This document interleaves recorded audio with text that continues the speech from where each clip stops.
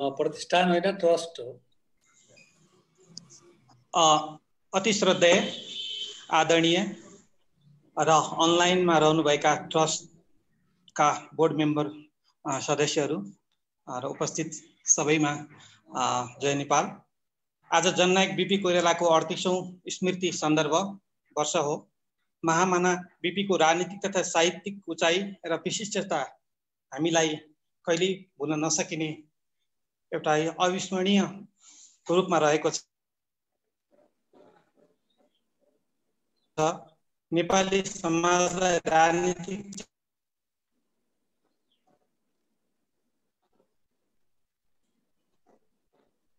आवाज आएन, राजेन्द्र जी को आवाज आएन।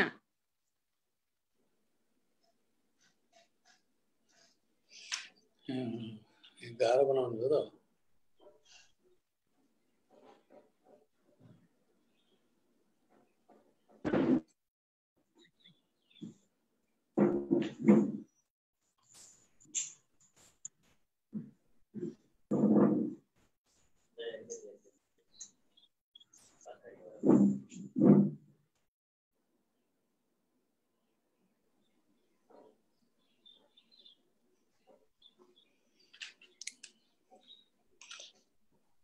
टेक्निकल कुरा गाह्रो जस्तो छ।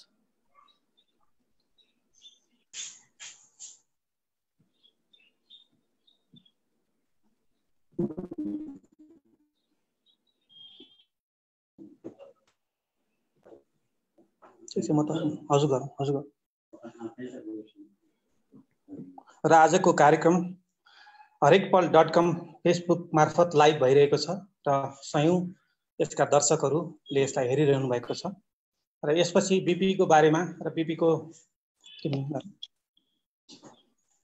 बीपीलाई स्मरण गरिदिनु हुन म ट्रस्टका महासचिव रामचन्द्र पोखरेलज्यूलाई यो लाइभ फेसबुक मार्फत हुने कार्यक्रममा आफ्नो अभिव्यक्ति दिनु हुन अनुरोध गर्दछु।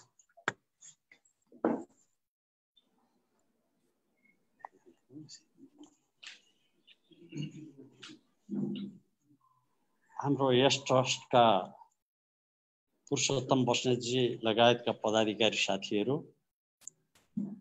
हाम्रो डाक्टर साहब दिनेश भट्टराईजी र यस कक्षमा हुनुभएका हाम्रा कार्यकारी डाइरेक्टर पराजुलीजी, ज्ञानो पाण्डेजी र सबै यहाँ उपस्थित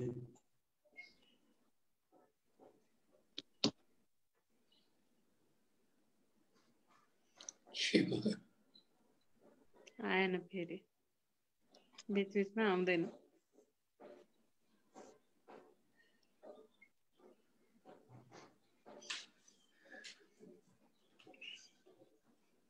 आवाज आएन।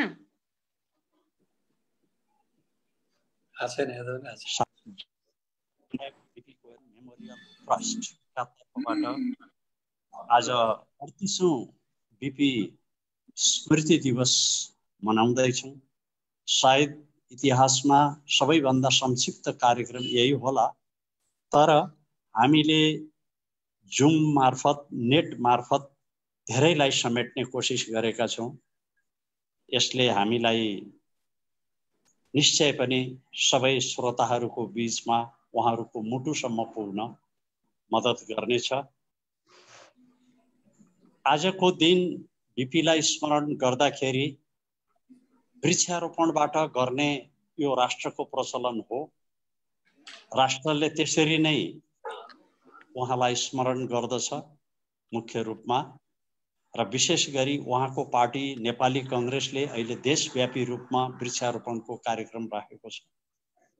र मेरो आफ्नै गृह जिल्ला तनहुँमा पनि जिल्लाव्यापी रूपमा छ, तर म यो ट्रस्टको महासचिवको हैसियतले यहाँ उपस्थित हुनु मेरो नैतिक बाध्यताले म यहाँ छु। र यहाँ हुँदाखेरिमा मैले पनि धेरै समय अघिबाट मेरो श्रीमतीले आफैले बिपी स्मृति दिवसका रूपमा रोप्ने भनेर तयार पारेको, आफैले व्यक्तिगत नर्सरीबाट तयार पारेको अम्बा बेलौतीको रुख आज बिहान मैले रोपेर मात्रै म यहाँ आएको छु। र एउटा सिम्बलिक रूपमा ट्रस्टको महासचिवको हैसियतले मैले त्यति गर्न पाउँदाखेरि अलिकति कर्तव्य पुरा भयो कि भन्ने लाग्दछ। जबकि महान कर्तव्यहरू त अगाडि छँदैछन् उहाँलाई स्मरण गर्ने। यो संक्षिप्त प्रोग्राममा मैले बिपीको व्यक्तित्वबारे देशभित्र होइन देशभन्दा बाहिर पाएको परिचयको एउटा सानो उदाहरण म यहाँ राखिकन आफ्नो कुराहरू राख्न चाहन्छु।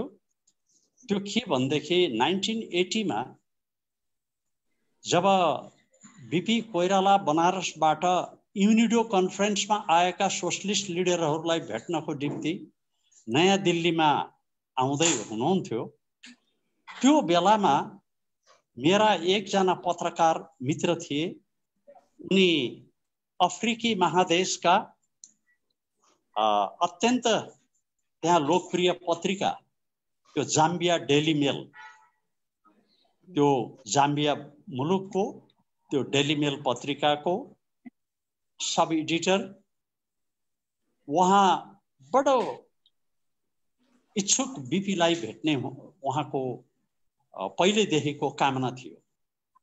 र त्यो भेट मैले उहाँलाई मधु दण्डवतेको घरमा, यद्यपि त्यतिखेर मधु दण्डवते हुनुहुन्थेन तर प्रमिला दण्डवते हुनुहुन्थ्यो, र उहाँको उपस्थितिमा उहाँले एउटा एक्सक्लुसिभ इन्टरभ्यू लिनुभयो।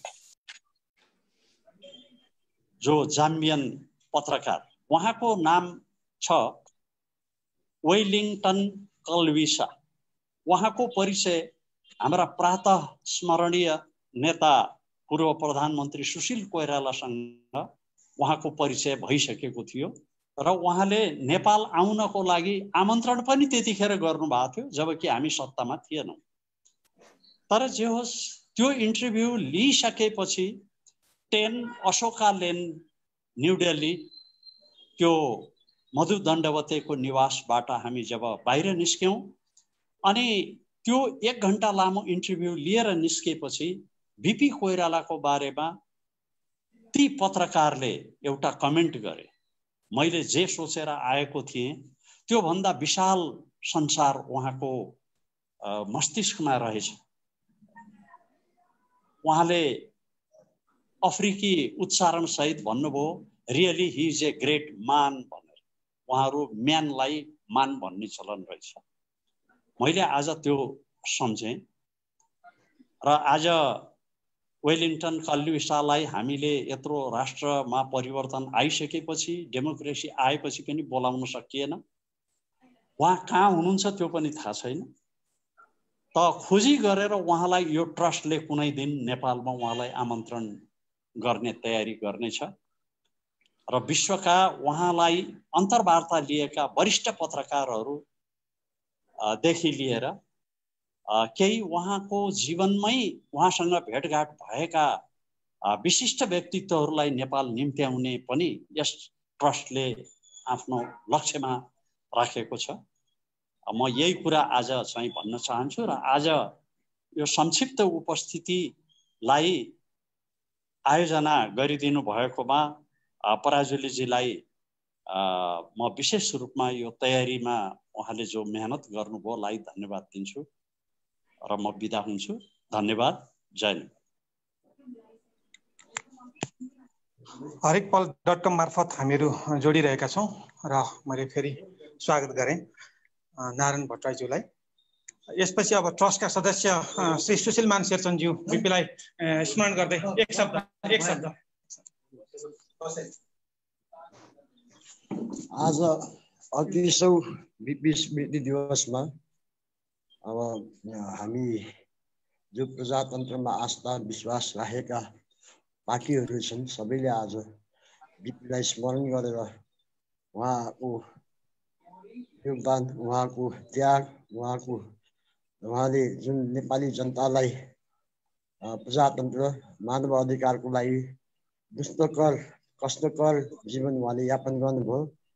त्यसको लागि हामी सबैले उहाँलाई सम्झेर हामी उहाँप्रतिको सम्झनालाई हार्दिक श्रद्धाञ्जली भावपूर्ण श्रद्धाञ्जली अर्पण गर्दै सम्झन चाहन्छु। यति भन्दै बिदा चाहन्छु। जय नेपाल, जय बिपी।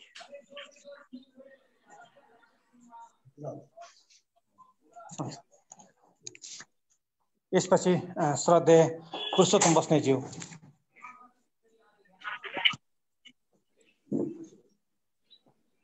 आज हामी बिपी स्मृति दिवस मनाउन लागेका छौँ। लकडाउन र अरू अनेक कुराले गर्दाखेरि एउटा सीमित साथीहरू जम्मा भएर एउटा सानो कोठामा यो मनाउँदैछौँ र बिपीलाई सम्झिँदा नेपालले मात्रै होइन संसारको अरू मुलुकले पनि सम्झेको छ बिपीलाई। बिपीलाई जुन बेला राजा महेन्द्रले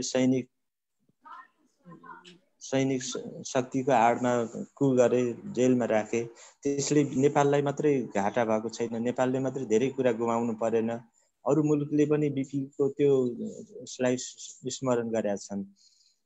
मार्शल चेर्नी चीनको उप प्रधानमन्त्री र परराष्ट्र मन्त्री मार्शल चेर्नीले त्यो बेलाका हाम्रा एम्बेसेडर भर्खर 17 सालको कुपछि केशरबहादुर केसी बेजिङमा जानुभएको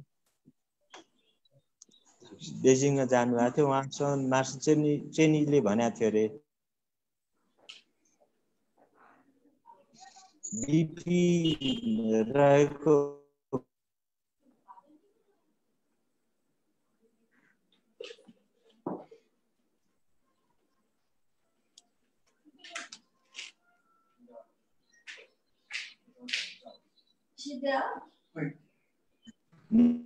राम्रो गरेको बिपी हुनुहुन्थ्यो र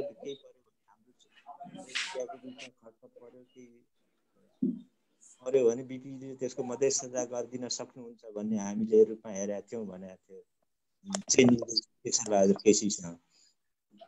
र त्यस्तै यो बिपीले नै स्थापना गरेको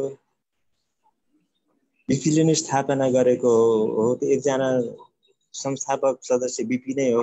एसियन सोशलिस्ट कन्फरेन्सको त्यो बर्मामा भयो, त्यो बर्माको उवास भए, बर्माको प्रतिरक्षा मन्त्री उवास भए, त्यसको अध्यक्ष हुनुहुन्थ्यो।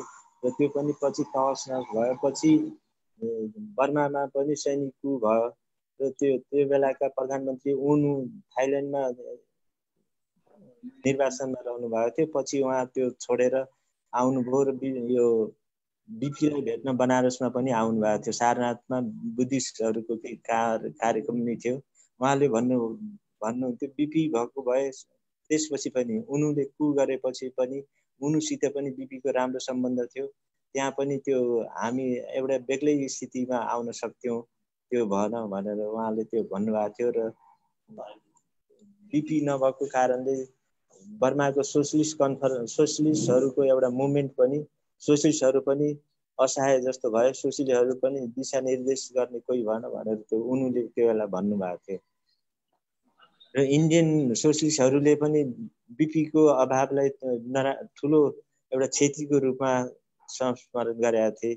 इन्डियाको सोशलिस्ट पार्टीहरूको पनि तहस नहस भए, ग्रुपमा विभाजित भए। बिपी भएको भए त्यो पनि हुँदैन थियो भनेर अशोक मेहता, जेपीले पनि, जयप्रकाश नारायणले पनि त्यो महसुस गर्नुभएको थियो र उहाँले व्यक्त पनि गर्नुभएको थियो। अशोक मेहताले त धेरै ठाउँ भने पनि थियो। र त्यस्तै नेपालको निम्ति त बिपीलाई जुन कु गर्यो, एउटा नेपाल एउटा ठुलो मिसनका साथ एउटा ठुलो गन्तव्यमा जान लागेको 18 महिनाको कार्यकालले नै त्यो सङ्केत गरिसकेको थियो। 18 महिनाको कार्यकालमा नै नेपालले धेरै ठुलो कामहरू गर्यो, परराष्ट्र सम्बन्धमा, विकासको सम्बन्धमा, शिक्षाको सम्बन्धमा, स्वास्थ्यको सम्बन्धमा। विदेशी राष्ट्रहरू अमेरिका, रुस, भारत, चीनदेखि लिएर सबै मुलुकहरूले नेपाललाई ठुलो आर्थिक सहयोग गरेका थिए।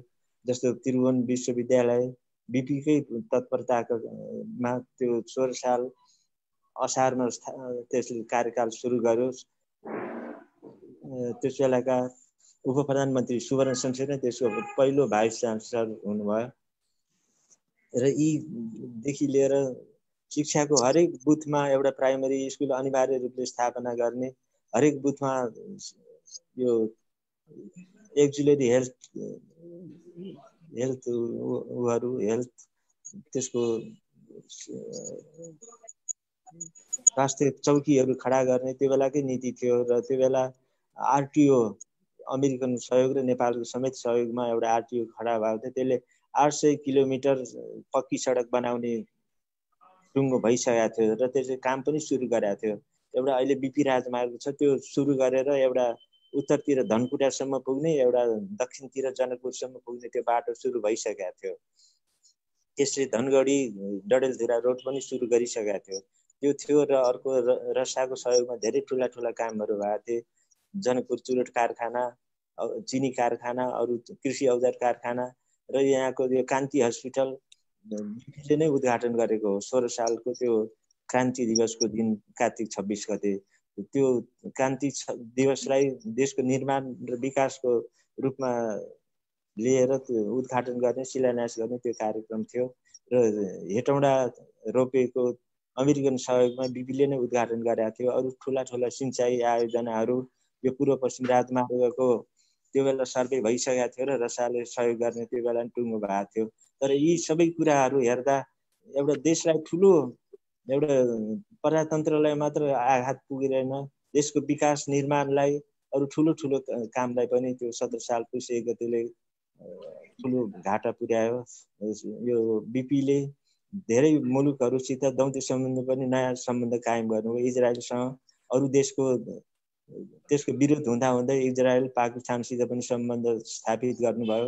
यहाँ चाइनाको आवासीय राजदूतावास खडा गर्ने, अमेरिकाको आवासीय राजदूत खडा गर्नेदेखि लिएर रसियाको समेत धेरै कुराहरू यहाँ भयो। त्यो बेला एउटा 18 महिनाको शासनकालमा हेर्दा धेरै धेरै ठुलो कामहरू भएको थियो बिपीको उसमा। अब यो एउटा छोटो उस त्यो धेरै साथीहरूलाई त्यो थाहा पनि छ। म यति भनेर म आदरणीय रामचन्द्र पोखरेलजी हुनुहुन्छ हाम्रो यो ट्रस्टको महामन्त्री, उहाँलाई, डाक्टर दिनेश भट्टराईलाई र ज्ञानु पाण्डे, राजेन्द्र पराजुली समेत सबैलाई सम्मान व्यक्त गर्दै यति नै म भन्छु। हरेकपल.com का संयोजक श्री विपिन मिश्रजीलाई धन्यवाद दिँदै यो कार्यक्रम अनलाइन भइरहेको छ, हामी लाइभमा छौँ। यसपछि परराष्ट्र विज्ञ डाक्टर दिनेश भट्टराई, त्यसपछि फेरि यता जोड्यौँला।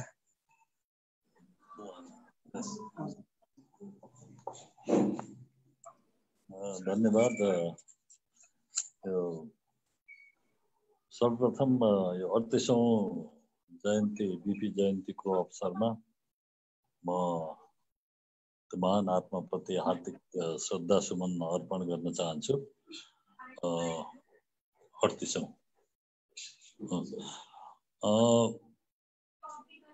र यो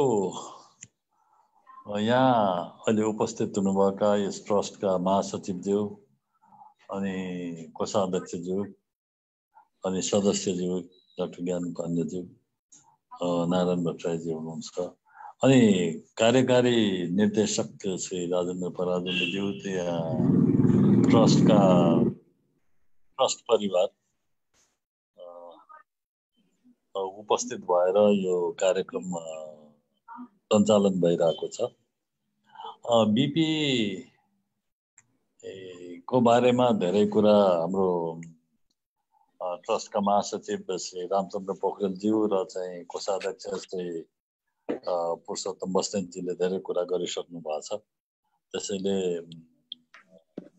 मैले त्यसमा खासै जोड्न त केही छैन।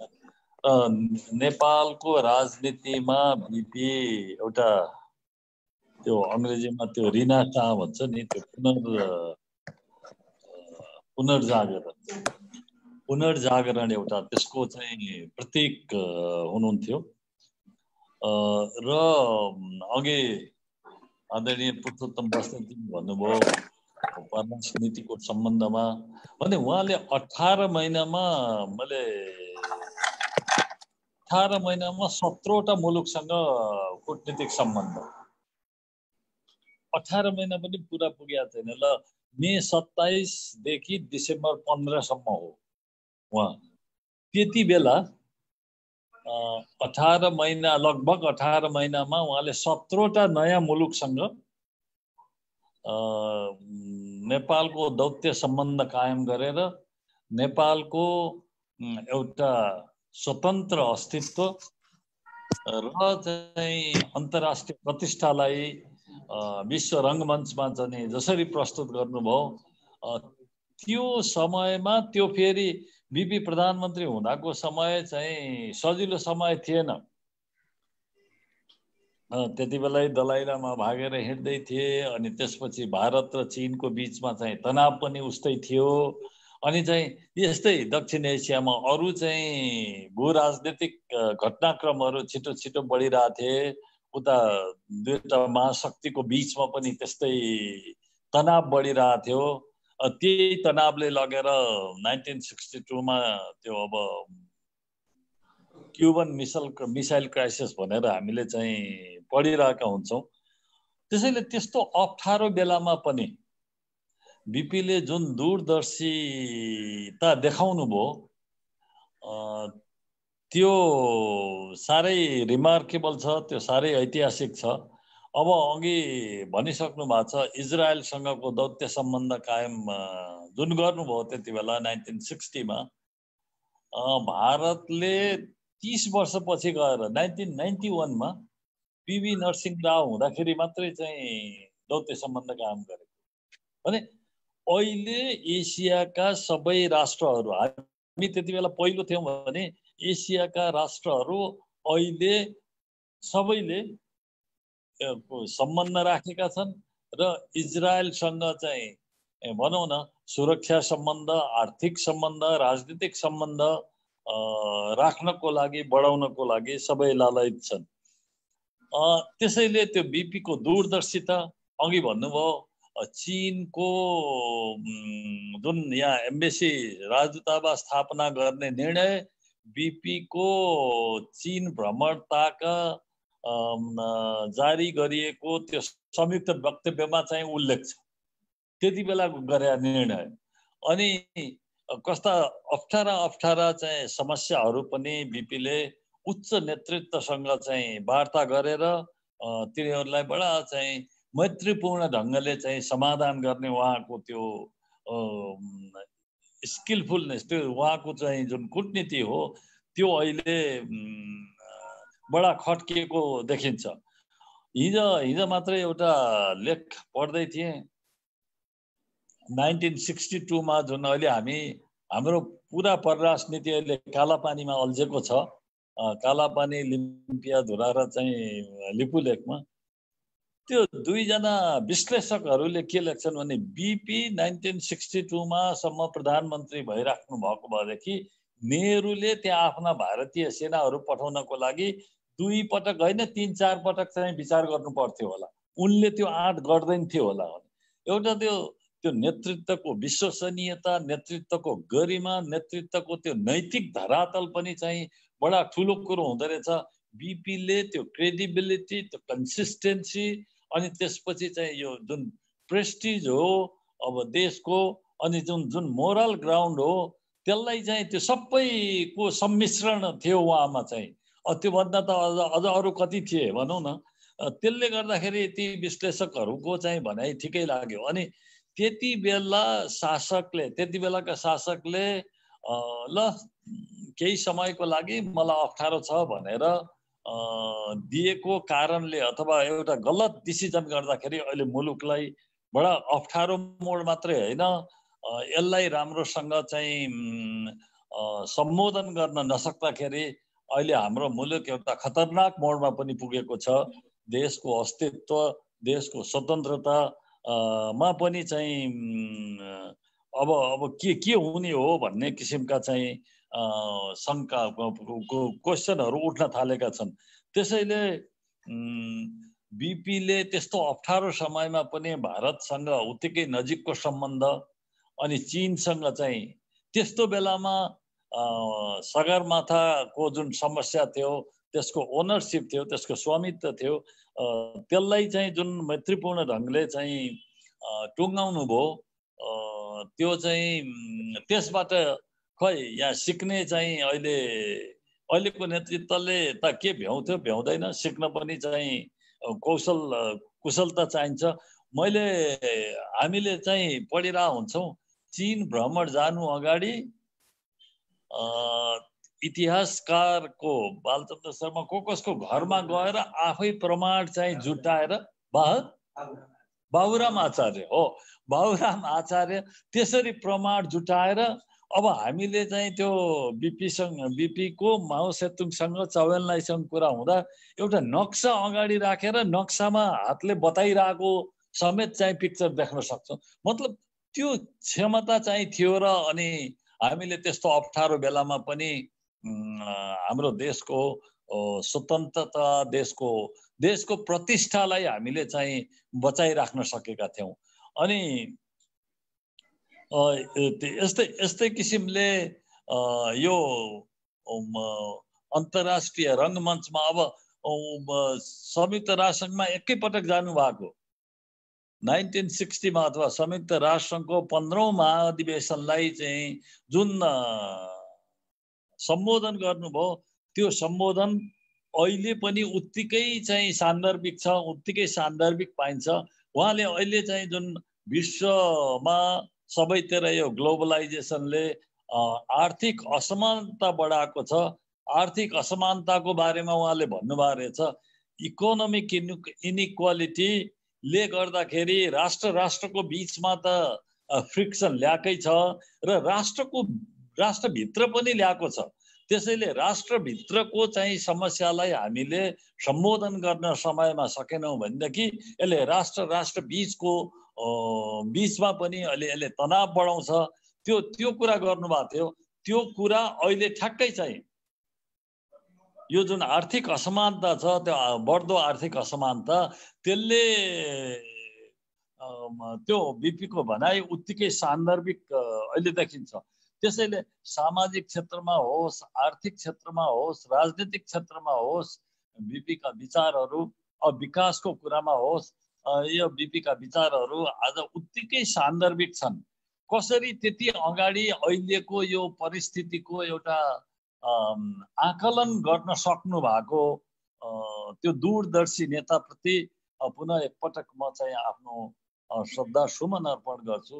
बिपी स्वयंमा एक संस्था हुनुहुन्थ्यो, बिपीको बारेमा जति कुरा गरे पनि चाहिँ कमै हुन्छ। त्यसैले यस्तो महान व्यक्तित्वप्रति श्रद्धा सुमन अर्पण गर्दै मलाई कार्यक्रममा सहभागी बनाउनु भएकोमा विशेष गरेर यस ट्रस्टका कार्यकारी निर्देशक राजेन्द्र पराजुलीज्यूलाई धन्यवाद दिन चाहन्छु। धन्यवाद। जय नेपाल।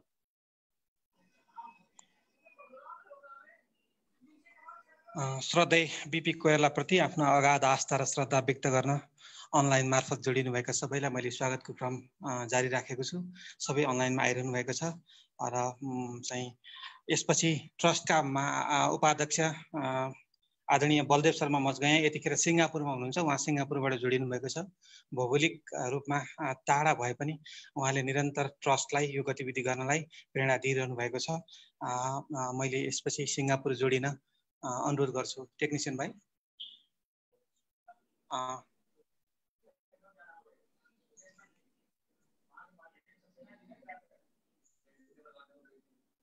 सुन्न बलदेव सर, हजुर बोल्नुभयो हुन्छ सर। ल म बोलौँ। ल सबभन्दा पहिले त आजको यो भर्चुअल कार्यक्रममा जोडिनुभएका, मैले यहाँबाट सबैलाई देख्न सक्दैन, जोडिनुभएका सबैलाई मेरो न्यानो अभिवादन। जय नेपाल। र 38औं बिपी स्मृति दिवस हामीहरू मनाइराखेका छौँ। यो सप्ताहभरि चल्छ।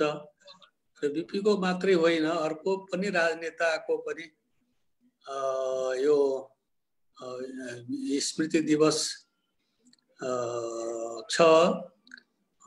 स्वर्गीय पुष्पलाल श्रेष्ठको हप्ताभरि दुईटा नेताको चर्चा विभिन्न तरिकाबाट सुरु भइसकेको छ, चलिरहला। म दुवै बिपी कोइराला र स्वर्गीय पुष्पलाल श्रेष्ठ नेपाल कम्युनिस्ट पार्टीका नेता दुवैलाई म हार्दिक श्रद्धाञ्जली अर्पण गर्न चाहन्छु यो मौकामा।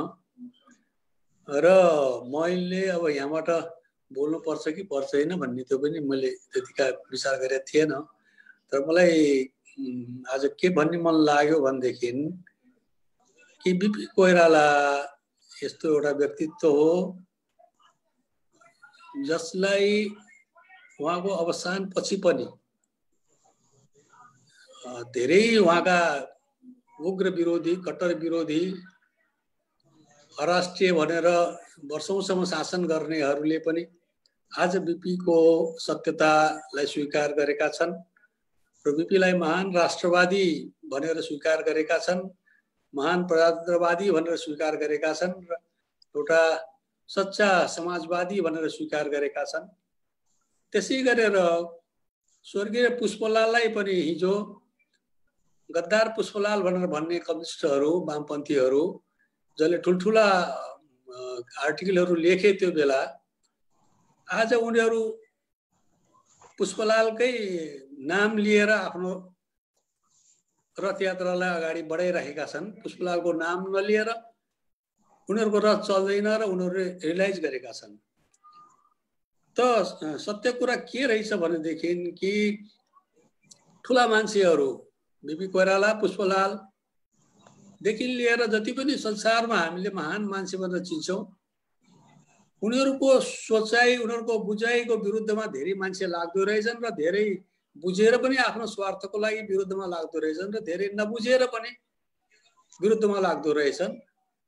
र एउटा कसरी के हुँदो रहेछ भनेदेखि उहाँको मृत्यु पश्चात पनि उहाँहरू भौतिक रूपमा हामी बिचमा हुनुहुन्न, तर उहाँहरूले दिएका विचारहरू चाहिँ समय सन्दर्भमा कसरी चाहिँ के भनेदेखि प्रत्यक्ष हुँदो रहेछन् भनेदेखि मान्छेहरूले उहाँको चाहिँ के भनेदेखि विगतमा आएर मूल्याङ्कन गर्ने र महानता दर्शाउने परिस्थिति हुँदो रहेछ।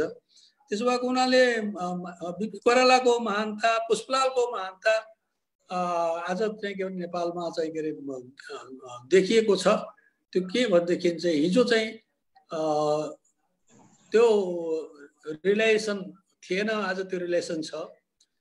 र म चाहिँ आजको यो अवसरमा धेरै लामो कुरा नबोलेर हामीहरूले अहिले पनि के छ, चाहे वामपन्थीहरू हुन् चाहे नेपाली काङ्ग्रेसका मान्छेहरू हुन्, यो भजाउने बिपी को नामलाई भजाउने, 4 दिन 5 दिन गुणगान गर्ने, त्यसपछि फेरि बिपी का विचारहरूको विरुद्धमा चाहिँ आफ्नो अभियान चलाउने, बिपी को चरित्रको विरुद्धमा आफ्नो अभियानहरू चलाउने जुन हामीहरू काम गर्छौँ त्यसलाई बन्द गरौँ र वास्तवमा बिपी कोइरालाको चाहिँ जे सिद्धान्त थियो त्यो सिद्धान्त अनुसार हामीले कसरी लिएर जान सक्छौँ भन्ने कुरातिर हामीले चाहिँ के छ भने सोध्नु पर्ने आवश्यक छ। त्यो बेला कस्तो स्थिति थियो? हुन त भन्छ पुष्पलाल र बिपी को कुरा मेल थिएन भनेर भनिन्छ, तर म एउटा साक्षीको रूपमा छु कि पुष्पलालजी बित्नु भयो। एउटै गलीमा बस्थे हामी, बनारसको गोविन्द जिनाय गलीमा म पनि बस्थेँ, पुष्पलालजी पनि बस्नुहुन्थ्यो। त्यो सङ्कटको समयमा हामीहरूको बिचमा चाहिँ एउटा स्नेह थियो। उहाँ धेरै सिनियर हुनुहुन्थ्यो, मभन्दा धेरै माया गर्नुहुन्थ्यो मलाई। र कस्तो सम्बन्ध थियो भनेदेखि पुष्पलालजी बितेपछि हामीहरूलाई यस्तो लाग्यो कि नेपाली काङ्ग्रेसकै नेता बितेको जस्तो लाग्यो त्यो समयमा। हेर्नुहोस्, र बिपी कोइरालाले र गिरिजाप्रसाद कोइरालाले भन्नुभयो कि शोक सभामा तिमी जाऊ भनेर मलाई चाहिँ के अरे पठाउनु भयो उहाँहरूले। उहाँहरू विशेष कारणले बाहिर हुनुहुन्थ्यो, बनारसभन्दा बाहिर हुनुहुन्थ्यो। बिराजु पनि, सान्दाजु पनि हुनुहुन्थ्यो बनारसमा। मलाई उहाँहरूले जिम्मेवारी दिनुभयो र म चाहिँ अनि शोक सभामा म गएपछि मलाई के लाग्यो भने एउटा कविता पनि लिएर जान्छु भन्ने मैले अनि सोचेर मैले एउटा कविता, शोक कविता मैले लेखेँ पुष्पलालजीको बारेमा। त्यो कविता पुष्पलालको स्मृति ग्रन्थमा त्यो कविता छापिएको पनि छ, त्यो ग्रन्थमा भेटिन्छ। मैले त्यो बेला काङ्ग्रेस कम्युनिस्टहरूको बिचमा कति सद्भाव थियो भन्ने कुराको लागि मैले लेखेँ कविताको। मलाई अहिले पनि 2 लाइन मलाई चाहिँ के भनेदेखि मेरो स्मृतिमा छ। म त्यो 2 लाइन म चाहिँ के भनेदेखि अहिले म भन्न चाहन्छु। र त्यो बेला बनासमा बस्ने या काङ्ग्रेस विचार र कम्युनिस्ट विचार बिचमा कति आत्मीयता थियो भन्ने कुराको त्यसले अवश्य पनि चाहिँ बोध दिनेछ। र आज हामी कहाँ छौँ भनेर भन्ने कुरालाई पनि चाहिँ के छ भने आज कति तिक्तता छ हामीहरू बिचमा। हामीहरू यति स्वार्थी भयौँ राष्ट्रको बारेमा। हामीहरू चाहिँ के छ भनेदेखि हाम्रा सोचाइ हाम्रा धारणाहरू सत्ता लोलुपता र सत्ता प्रेरिततिर परिचित छन् भन्ने कुरा म भन्न चाहन्छु। र मैले यो दुईटा कुराहरू दुईटा कविताको 2 लाइन म सुनाउँछु र मैले चाहिँ के छ भनेदेखि आफ्नो आज बिपी पुष्पलाललाई श्रद्धाञ्जली दिँदै आफ्नो कुरा मैले यहीँ टुङ्ग्याउने छु। पुष्पलालजीको बारेमा मैले लेखेको कविता जो छापिया छ स्मृति ग्रन्थमा 2 लाइन मलाई सम्झना छ। तिमी नभए पनि तिम्रो आभा निष्पटल भई हेरिरहेछन्, अरूको लागि चिन्तित नैना, अरूको लागि चिन्तित नैना, बाट अझै आँसु बहेछन्, बाट अझै आँसु बहेछन्। धन्यवाद। जय नेपाल। आभार व्यक्त गर्छौँ। यसपछि ट्रस्टका सदस्य श्रीमती किरण यादवज्यूलाई आफ्नो 2 शब्दमा आफ्नो स्मृति स्मरण गरिदिनु हुन अनुरोध गर्दछु।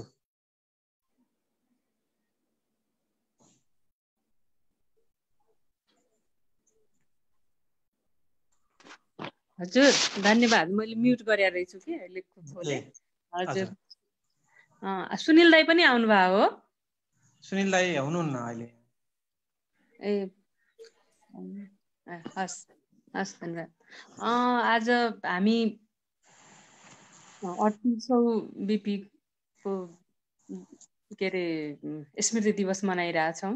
त्यसको सन्दर्भमा आज बिपी ट्रस्टको कार्यालयमा उपस्थित हुनुभएका मेरा अग्रज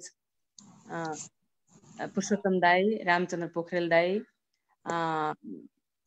त्यसै गरी बाहिरबाट जोडिनु भएको आदरणीय बलदेव शर्मा दाई, सिङ्गापुरबाट जोडिनु भएको छ, दिनेश सर, राजेन्द्र पराजुलीजी, ज्ञानु म्याडम, सन्ध्याजी लगायत सम्पूर्ण साथीहरूमा मेरो जय नेपालको अभिवादन छ।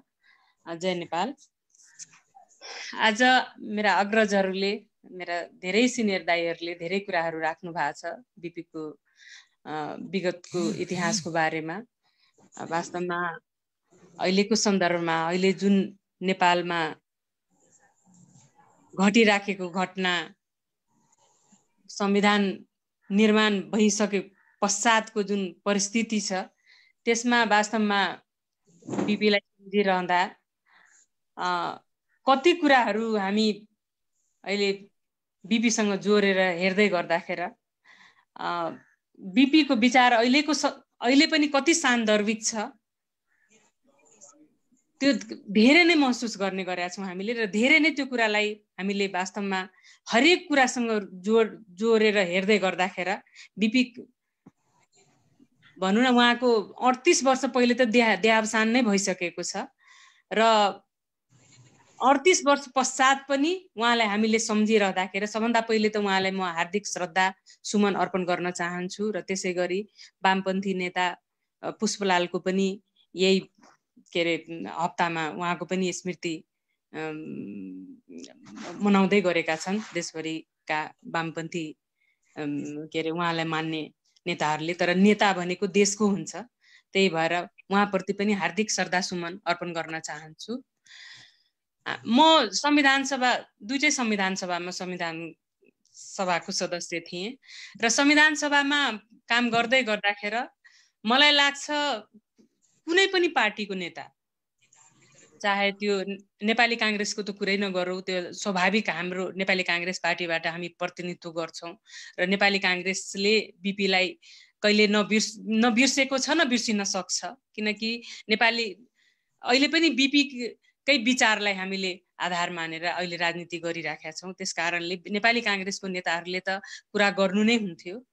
अरू नेपाली काङ्ग्रेस बाहेकका, चाहे त्यो त्यतिखेरको तत्कालीन माओवादी होस् या नेकपा एमाले होस् या राप्रपा होस्, मधेस केन्द्रित दलहरू होस्, हाउसमा बोल्दै गर्दाखेरि मलाई लाग्छ बीपीको नाम नलिकन कुनै पनि नेताहरूले बोल्न सक्नु भएन, किनकि हरेक कुराहरू राख्दै गर्दाखेरि हरेक पार्टीले आज नेपालको सन्दर्भमा नेपालका जति पनि दलहरू छन् आफूलाई समाजवादी पार्टी भनेर रुचाउँछन्। यो लाइन कटेको हो?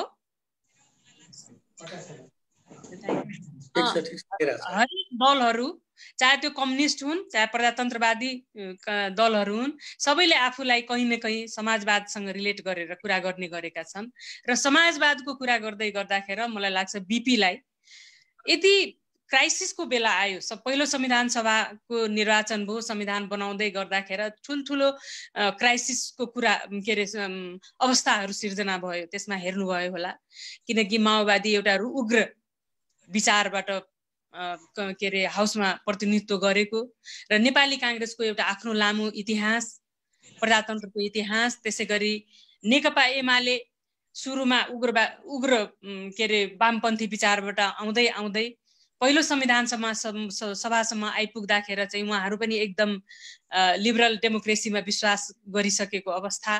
तर मधेसबाट केन्द्रित जो दलहरू थिए या मधेसबाट प्रतिनिधित्व गर्ने नेताहरू हुनुहुन्थ्यो, उहाँहरूको पनि एउटा मधेसको उग्र मधेसवादको विषयहरू कुराहरू उठाउनुहुन्थ्यो र माओवादीको आफ्नो विचारधारा छँदै थियो।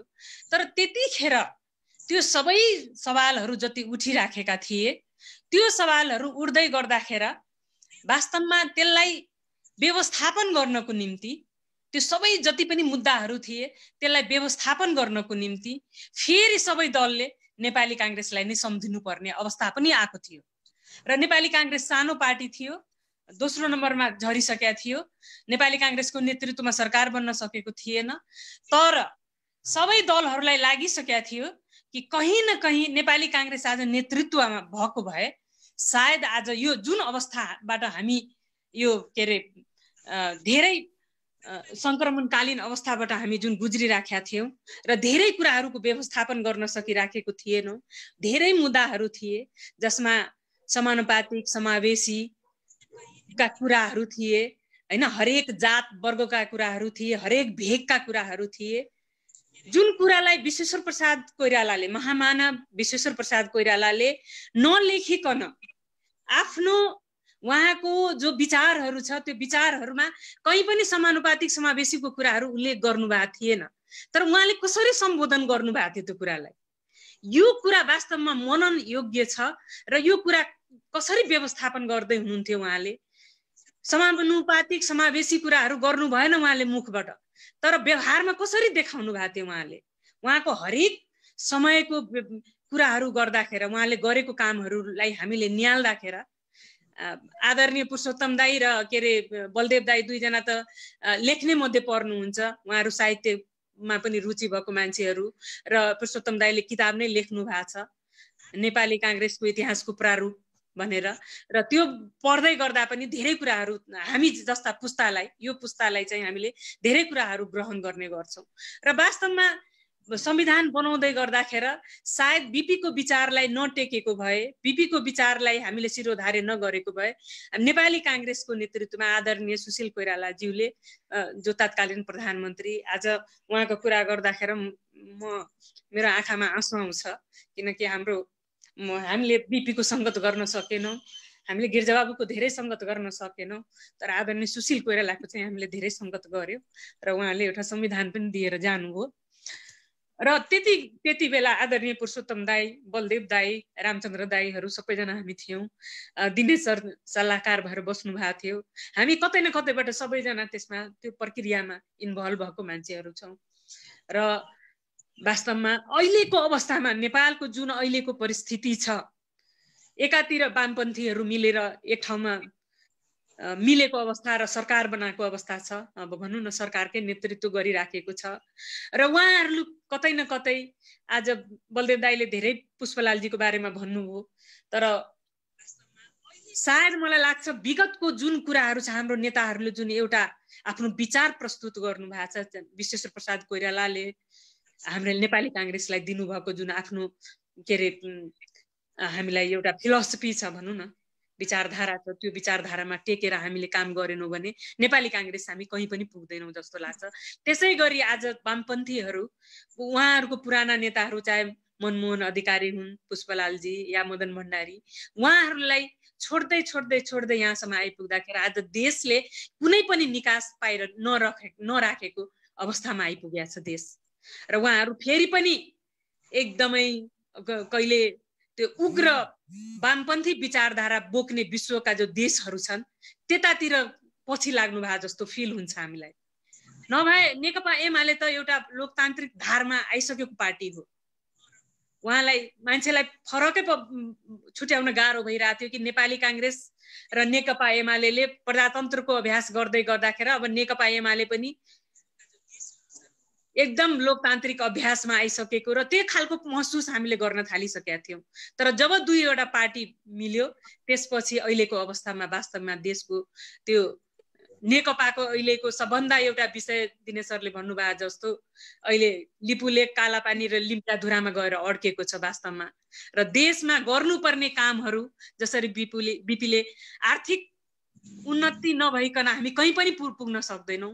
आर्थिक अवस्थालाई हामीले सुदृढ नगरिकन बिपीले सानो सानो कुराहरू गर्नुभएको थियो, आर्थिक उन्नतिको कुरा गर्नुभएको थियो, लोकतन्त्रको कुरा गर्नुभएको थियो, स्वास्थ्यलाई छोटो गर्नुपर्ने भयो, गाउँमा पुर्याउने कुरा गर्नुभएको थियो। यी सब कुराहरू गर्दै गर्दाखेरि वास्तवमा आज हामी कुन अवस्थामा छौँ र नेपाली कांग्रेसले खास गरेर विश्वेश्वर प्रसाद कोइरालाको विचारलाई हामीले शिरोधार्य गरेर अगाडि बढेनौँ भने हामी फेरि पनि कुनै पनि गन्तव्यमा पुग्न सक्दैनौँ भन्ने त्यो विचार म राख्ने व्यक्ति हुँ।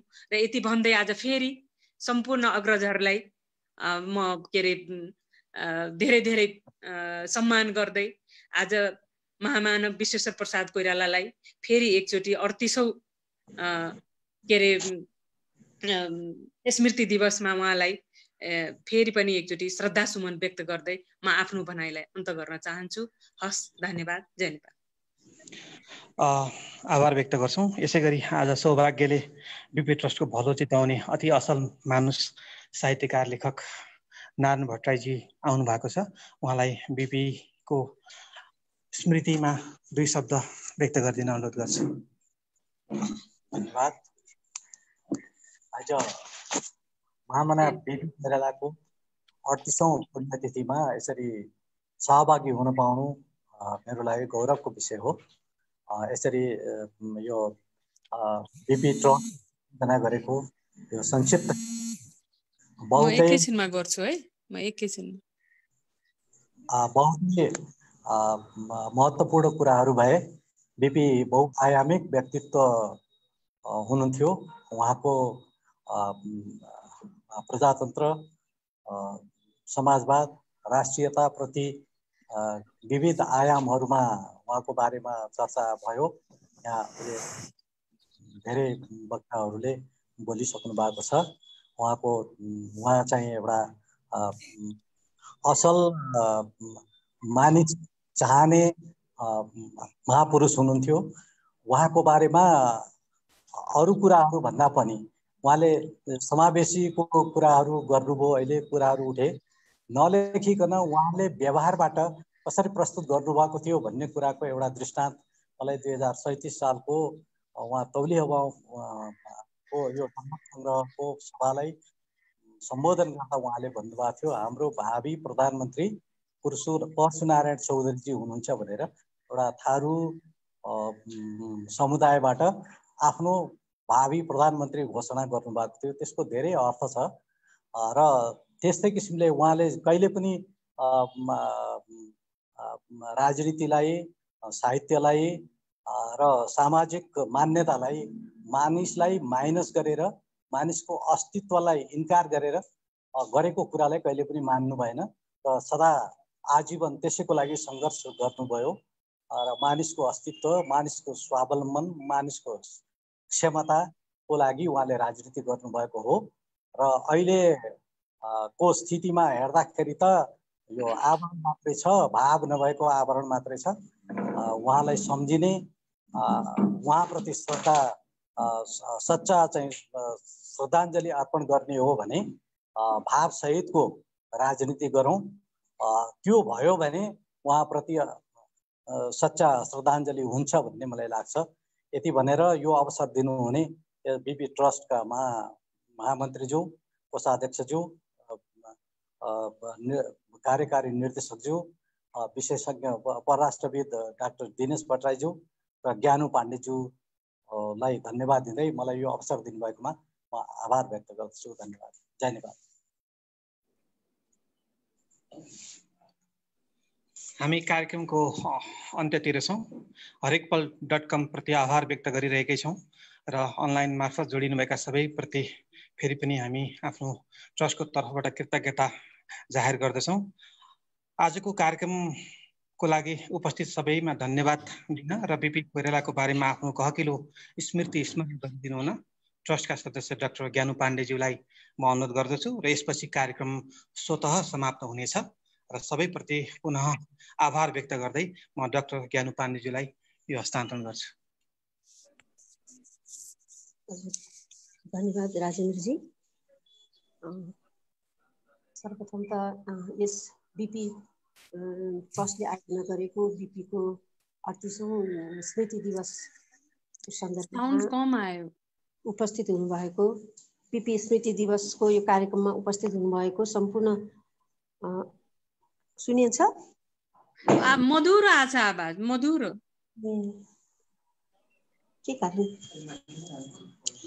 सर्वप्रथम त यहाँहरू सबैलाई म हार्दिक स्वागत गर्न चाहन्छु। ट्रस्टको यो कार्यक्रममा यहाँहरू उपस्थित भइदिएर यो अहिलेको अलि विषम अवस्था, विषम परिस्थिति कोभिड-19 अघि हाम्रो ट्रस्टका महासदस्यज्यूले पनि भनिसक्नुभयो, महासचिवज्यूले पनि भनिसक्नुभयो, यो अप्ठ्यारो स्थितिको कारणले गर्दाखेरि हामीले अघिको वर्ष जस्तै गरिकन बाहिर कुनै ठुलो हलमा सम्पूर्ण सहभागीहरूलाई प्रत्यक्ष भेटघाट गरेर कार्यक्रम गर्ने जुन परिपाटी हामीले राख्दै आएको हो, यो चाहिँ अहिले विशेष परिस्थितिले गर्दाखेरि चाहिँ बाध्य भएको हामी यो संक्षिप्त कार्यक्रम गर्न, कार्यक्रमको साइजलाई चाहिँ संक्षिप्तमा ल्याउनलाई हामी जुन बाध्य भएको हो र यो बाध्यतामा पनि, यो अप्ठ्यारोमा पनि, यो असहजतामा पनि यहाँहरू सबैजना जति यहाँ प्रत्यक्ष उपस्थित हुनुहुन्छ र यो अनलाइनमा मार्फत जसरी जोडिनु भएको छ सबैप्रति म हार्दिक स्वागत गर्दछु र यहाँहरू सबैलाई हार्दिक धन्यवाद, आभार पनि व्यक्त गर्न चाहन्छु ट्रस्टको तर्फबाट।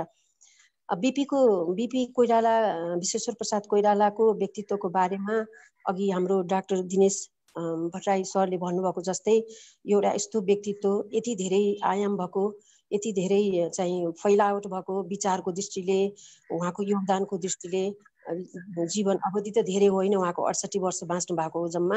68 वर्षको जीवनलाई त्यति लामो जीवन त भन्नु मिल्दैन, तर त्यो छोटै जीवनमा पनि उहाँले जति पनि कामहरू गर्नुभयो, जति पनि एउटा चाहिँ आफू मात्रै होइन, आफू सँगसँगै अरूलाई पनि देशको लागि, जनताको लागि, नागरिकको प्रजातान्त्रिक हक अधिकारको लागि जसरी उहाँले उठाउनुभयो, जुन उचाइसम्म उठाउन सक्नुभयो र उहाँले चाहिँ थोरै समय मात्रै सत्ताको बागडोर उहाँको हातमा परेको हो र त्यो पिरियडमा पनि उहाँले कति धेरै कामहरू गर्नुभयो भन्ने विषयमा यहाँ अहिले डाक्टर भट्टराईले र हाम्रो पुरुषोत्तम दाइले अनि रामचन्द्र दाइले पनि व्यक्त गरिसक्नु भयो। त्यसलाई त्यो कुरा सुन्दा पनि हामीलाई लाभान्वित हुन्छ। बिपी विषयको स्मृति बारे बोल्ने भनेर राजेन्द्रजीले भन्नुभयो। मेरो कति दुर्भाग्य, मैले चाहिँ उहाँलाई जीवनमा प्रत्यक्ष रूपमा त देख्न पाएको होइन। मैले उहाँलाई त पहिला उहाँलाई भेटेको त मैले उहाँको साहित्यको माध्यमबाट हो र उहाँको साहित्यको माध्यमबाट उहाँलाई भेट्दाखेरि यति नजिकसँग भेटिएछ कि भौतिक शरीर भनेको त के थियो र त्यो क्षणभङ्गुर कुरा उहाँलाई मैले प्रत्यक्ष भेटेको भए पनि नभेटेको भए पनि के नै अर्थ हुन्थ्यो र अहिले त कोही अघि कोही पछि जानुपर्ने हो, त्यो त कुनै अर्थ होइन त्यसको। तर उहाँको प्रभाव, उहाँको व्यक्तित्वको प्रभाव चाहिँ उहाँको क्रियाकलापहरू, उहाँका अन्तर्वार्ताहरू, उहाँका विषयमा अरूले लेखेका कुराहरू, उहाँ आफैले बोल्नुभएका कुराहरू प्लस उहाँको साहित्य, त्यो सबै कुरालाई चाहिँ मेरो माध्यम बिपीसम्म पुग्ने चाहिँ मेरो माध्यम हो। त्यो माध्यमबाट मैले जस्तो बिपी भेटेँ, त्यो बिपी चाहिँ यति मलाई महान र एउटा प्रेरणादायी व्यक्तित्व, एउटा अद्भुतकै प्रेरणादायी व्यक्तित्व बिपी मलाई लाग्नु अनुभवमा मलाई लागेको। अहिले भर्खर किरण यादवजीले पनि भन्नुभयो, राजनीतिमा बिपी एउटा धारको हुनुहुन्थ्यो भने अर्को धार अर्को उचाइमा उठिरहेको चलिरहेको अवस्था थियो। तर आजसम्म पनि, त्यो बेलादेखि आजसम्म पनि बिपीको नाम नलिकन कुनै पनि धारका राजनीतिज्ञहरूले आफ्नो कुरालाई पुष्टि गर्न सक्ने हैसियत आफूसँग नराख्ने अवस्था छ अहिले। उहाँले किरण यादवजीले भन्नुभएको कुरा पनि असाध्यै स्पर्शी कुरा उहाँले भन्नुभयो। उहाँको आफ्नै अनुभव उहाँले सुनाउनुभयो। त्यो संसदभित्र चाहिँ बिपीलाई नाम नलिकन कुनै पनि नेताले आफ्नो कुरालाई चाहिँ त्यो बलियो छ मेरो कुरा भन्ने पार्नलाई बिपीको नामको आड चाहिने उनीहरूलाई। त्यो खालको व्यक्तित्व भने जस्तो एउटा अनौठो अद्भुत व्यक्तित्व, त्यो कारणले भनेको मैले। र उहाँको बारेमा जति बोल्दा पनि अघि डाक्टर दिनेश भट्टराईज्यूले भन्नुभएको जस्तो जति बोल्दा पनि कम हुन्छ।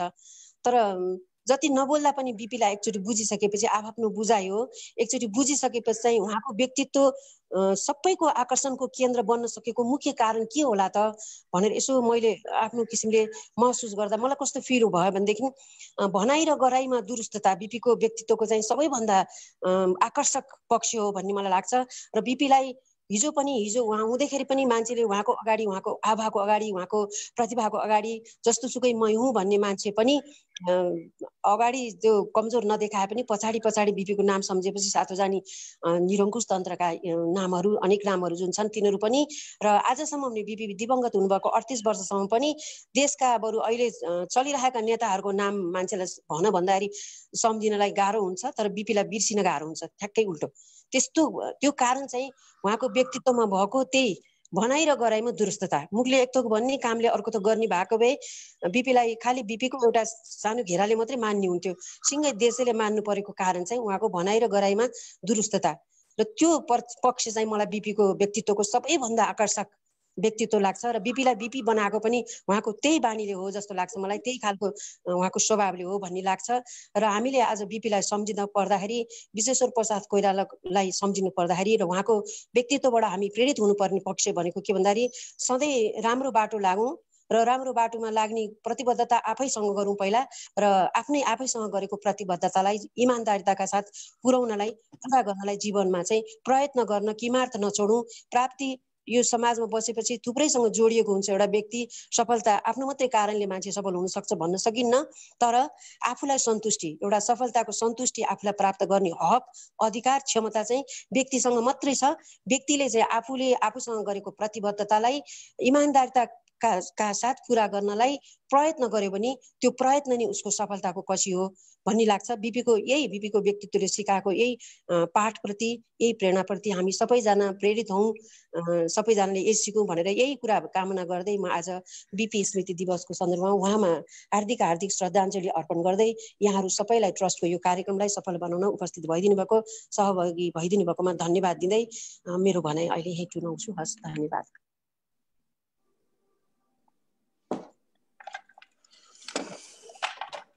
अन्त्य भएको जानकारी दिँदछु र पुनश्च यो हरेकपल.com प्रति आभार व्यक्त गर्दछु। धन्यवाद।